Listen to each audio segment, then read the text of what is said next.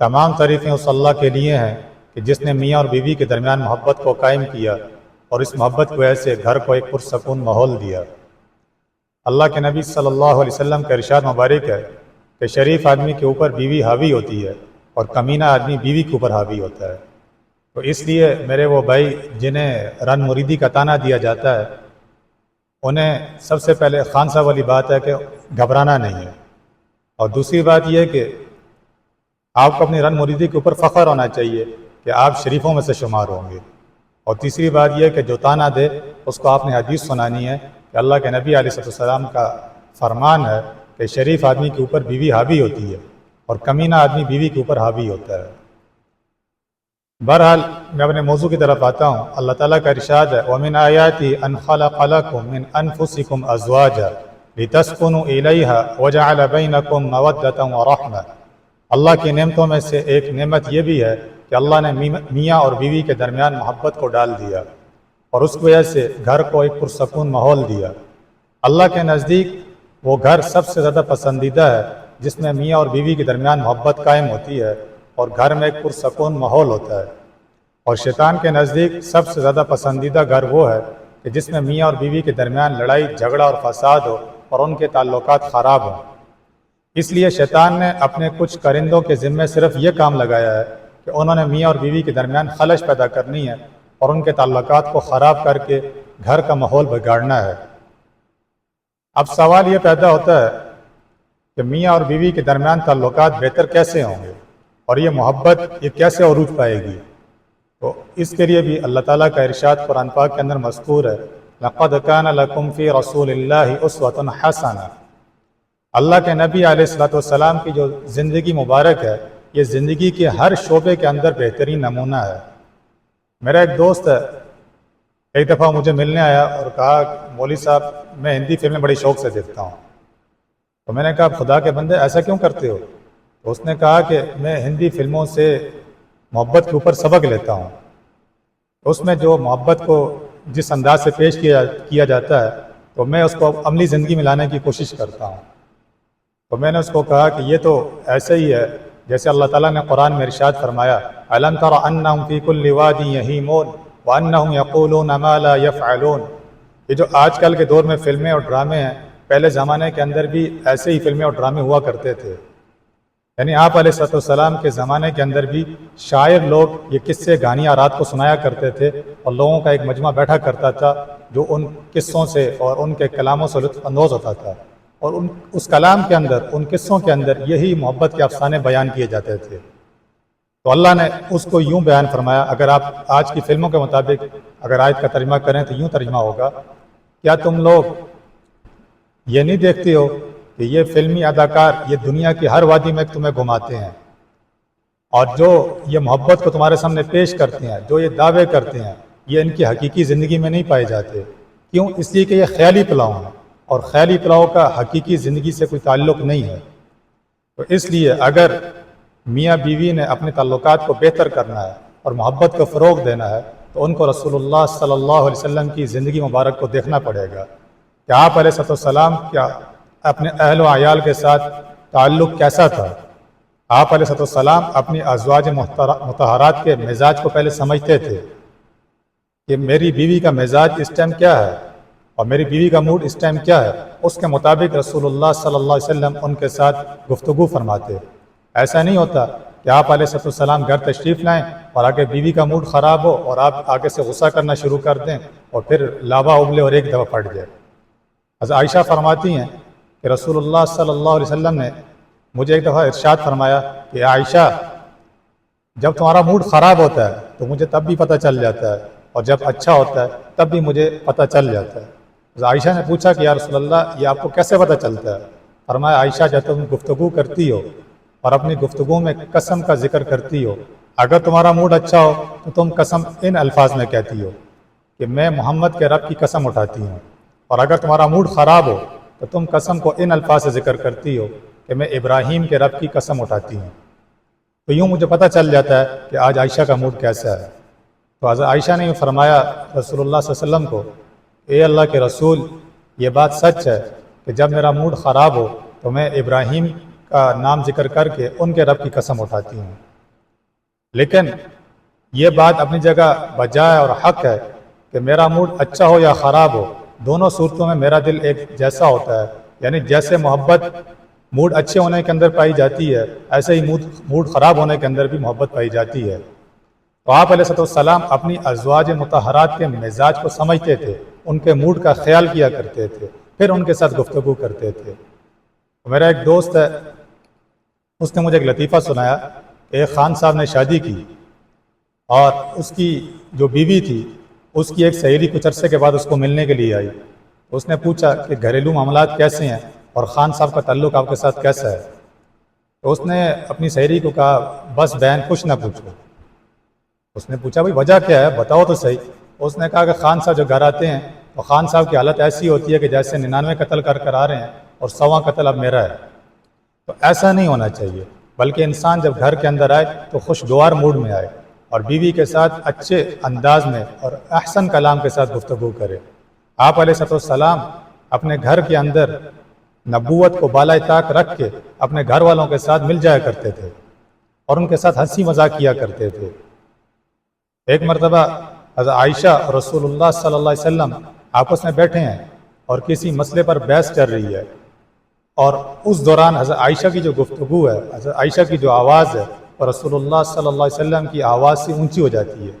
اسی دوران اچانک حضرت ابوبکر گھر تشریف لاتے ہیں، وہ دیکھتے ہیں کہ عائشہ کی آواز رسول اللہ کی آواز سے اونچی ہے، تو فوراً جا کر عائشہ کو جھنجھوڑتے ہیں اور کہتے ہیں کہ کیا تو یہ نہیں پتہ کہ اللہ نے سورۃ الحجرات میں حکم دیا ہے کہ اپنی آواز کو نبی کی آواز سے پس رکھو، تیری ہمت کیسے ہی تو نے رسول اللہ کی آواز سے اونچی اپنی آواز کر لی۔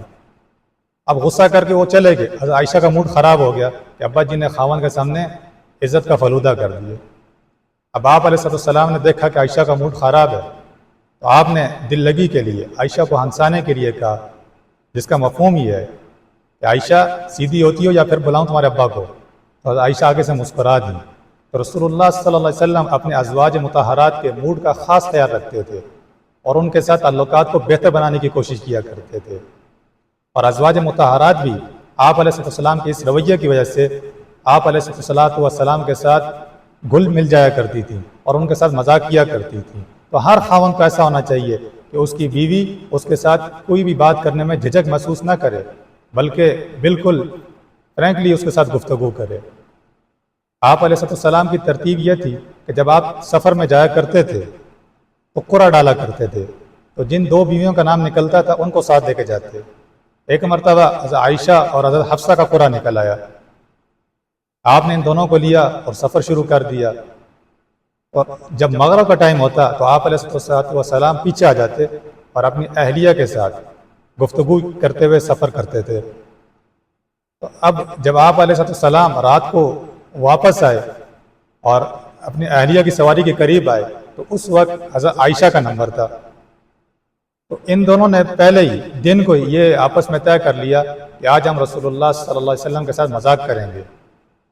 نمبر عائشہ کا، تو عائشہ کو حضرت حفصہ نے کہا کہ تمہاری سواری پر میں سوار ہو جاؤں گی اور تم میری سواری پر سوار ہو جانا، رسول اللہ عائشہ سمجھ کر مجھ سے باتیں کریں گے۔ تو ایسے ہی ہوا، رسول اللہ صلی اللہ علیہ وسلم آئے اور سلام کیا اور گفتگو شروع کر دی۔ اب آپ علیہ السلام کو تو پتہ چل گیا کیونکہ بیوی تھی، پہچان لیا کہ یہ تو حفصہ ہے، عائشہ نہیں ہے، انہوں نے میرے ساتھ مذاق کیا ہے۔ تو آپ نے سفر حضرت حفصہ کے ساتھ شروع کر دیا۔ اب رات کو جب پڑاؤ کیا سونے کے لیے تو حضرت حفصہ کو لے کر اپنے خیمے میں چلے گئے، اور باندیوں نے جب حضرت عائشہ کا خیمہ لگایا اور حضرت عائشہ سواری سے اتری اور دیکھا کہ رسول اللہ مجھے نظر نہیں آ رہے، تو سمجھ گئیں کہ رسول اللہ حضرت حفصہ کو لے کر آگے چلے گئے ہیں اور اپنے خیمے میں جا کر ان کے ساتھ رات بتانا شروع کر دیے۔ یہ غصے کے عالم میں جس جگہ پڑاؤ کیا تھا وہاں پر ننگے پاؤں چلنے لگی اور گھاس کے اندر اپنے پاؤں کو گھسیٹنے لگی اور ساتھ یہ کہنے لگی، اے کاش کوئی سانپ یا بچھو مجھے کاٹ لے، یہ میں نے کیا کر دیا۔ اب میں رسول اللہ کو تو کچھ نہیں کہہ سکتی، یعنی اللہ کو خطاب کر کے کہہ رہی ہیں، یا اللہ میں تیرے رسول کو تو کچھ نہیں کہہ سکتی، اب بس میں یہی کہتی ہوں کہ کوئی سانپ اور بچھو ہے جو میں نے حماقت کی ہے وہ مجھے کاٹ لے۔ تو آپ علیہ السلام اپنی ازواج کے ساتھ مذاق کیا کرتے تھے۔ تو گھر کے اندر سختی والا ماحول نہ ہو، ایسا ماحول ہو کہ جس میں میاں بیوی کا جو تعلق ہے وہ نکھرے۔ یہ تو تھا محبت کے لحاظ سے پہلو۔ بعض اوقات ایسا ہوتا ہے کہ میاں اور بیوی کے درمیان کچھ خلش آ جاتی ہے، اس میں بھی رسول اللہ صلی اللہ علیہ وسلم کے عمل کو دیکھنا چاہیے۔ آپ کو معلوم ہوگا کہ مدینہ کے اندر رسول اللہ صلی اللہ علیہ وسلم کے درمیان اور حضرت عائشہ کے درمیان تعلقات کے اندر خلش ڈالی گئی، ان کے تعلقات کو خراب کیا گیا، حضرت عائشہ پہ تہمت لگائی گئی۔ اب یہ تہمت مدینہ کے اندر عام ہو گئی۔ اب رسول اللہ صلی اللہ علیہ وسلم کو بڑی تکلیف ہوئی، تو آپ نے حضرت عائشہ کو بٹھایا اور ان سے پوچھا کہ عائشہ، تم انسان اور انسان سے غلطی ہو جاتی ہے، کیا کوئی ایسی بات ہے؟ اگر ہے تو مجھے بتا دو۔ حضرت عائشہ رونے لگیں، کیونکہ یہ جو بدکاری کی تہمت جو عورت پر لگتی ہے، یہ بہت بڑا داغ اور دھبا ہوتا ہے جس کو عورت برداشت نہیں کر سکتی، اور وہ ذہنی ڈپریشن کے اندر چلی جاتی ہے۔ تو حضرت عائشہ نے روتے ہوئے جواب دیا کہ یا رسول اللہ، میں نے ایسا کوئی عمل نہیں کیا۔ تو آپ علیہ السلام نے حضرت عائشہ کو ذہنی ڈپریشن کی وجہ سے ان کے ابا کے گھر بھیج دیا، حضرت ابوبکر کے گھر بھیج دیا کہ تم وہاں جا کر کچھ عرصہ بتاؤ، اور پھر خود معاملے کی تحقیق شروع کر دی، ساتھیوں سے مشورے شروع کر دیے۔ حضرت علی سے مشورہ کیا کہ علی تمہاری کیا رائے ہے اس معاملے میں؟ تو حضرت علی کرم اللہ وجہ نے ارشاد فرمایا کہ یا رسول اللہ، اس گھرانے کی عورتوں میں ہم نے خیر دیکھی ہے، ہم نے ایسی کوئی شر والی بات نہیں دیکھی۔ پھر آپ اللہ کے رسول ہیں، اور اللہ آپ کا ایسی بدکار عورت کے ساتھ واسطہ کیسے ڈال سکتا ہے؟ پھر باقی صحابہ کے ساتھ رسول اللہ نے مشورہ کیا، ہر طرف سے اچھی خبر سننے کو ملی۔ پھر کچھ عرصے کے بعد اللہ تعالیٰ نے حضرت عائشہ کی بارات میں قرآن کی آیات اتار دیں۔ آپ علیہ السلام سیدھا حضرت عائشہ کے گھر گئے اور ان کو جا کر یہ آیتیں سنائیں۔ تو حضرت عائشہ نے روتے ہوئے ان آیتوں کو سنا کہ میری بارات کا اظہار ہو رہا ہے، اور ساتھ خوشخبری دی جا رہی ہے کہ جہاں مدینہ کے اندر تمہارے لوگوں کی زبان پر تمہاری بدکاری عام ہو رہی تھی، وہ اللہ نے تمہاری پاک دامنی کو عام کر دی ہے، اور قیامت تک آنے والا انسان تمہاری پاک دامنی کی گواہی دے گا۔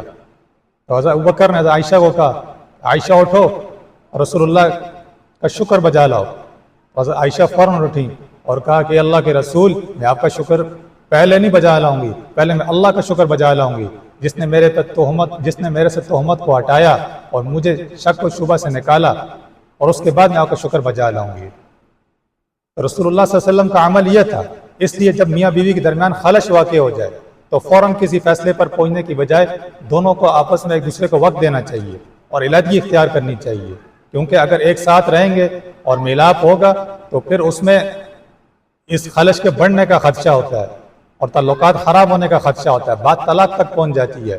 تو جب بھی میاں بیوی کے درمیان حالات کشیدہ ہو جائیں اور کسی معاملے میں شک و شبہ پیدا ہو جائے تو رسول اللہ صلی اللہ علیہ وسلم کا اگر طریقے کو اپنایا جائے گا تو یقیناً یہ شک و شبہات دور ہو جائیں گے۔ اکثر جو ہمارے ملک میں طلاق ہو رہی ہیں ان میں وجہ یہی بنتی ہے کہ غصے کے عالم میں اچانک فیصلہ کیا جاتا ہے، ایک دوسرے کو وقت نہیں دیا جاتا۔ ہمیشہ ایک دوسرے کو سمجھنے کے لیے وقت دینا چاہیے۔ بڑے سے بڑا معاملہ پیش دیکھیں، حضرت عائشہ کے اوپر تہمت لگ رہی، اس سے بڑا معاملہ کوئی ہو سکتا ہے؟ خاوند کی غیرت بھی ہے ایک طرف، اور ایک طرف عورت کا کیریئر بھی ہے، اس سے بڑا معاملہ نہیں ہو سکتا۔ لیکن رسول اللہ صلی اللہ علیہ وسلم نے اس معاملے کو کیسے حل کیا کہ دیکھا بیوی ذہنی تناؤ کا شکار ہے، اس پر چڑھائی نہیں کی، اس پر سختی نہیں کی، خالی نرمی سے پوچھا کہ عائشہ بتا دو اگر تم سے کوئی ایسی غلطی ہوئی ہے، لیکن بیوی نے انکار کیا تو ان کو ان کے والد کے گھر بھیج دیا تاکہ حالات کشیدہ نہ ہوں۔ تو جب بھی رسول اللہ صلی اللہ علیہ وسلم کی زندگی کو اپنی زندگی کے اندر لایا جائے گا اور ان کی زندگی کو دیکھ کر فیصلہ کیا جائے گا تو ہمیشہ اللہ تعالیٰ زندگی کے اندر برکت، رحمت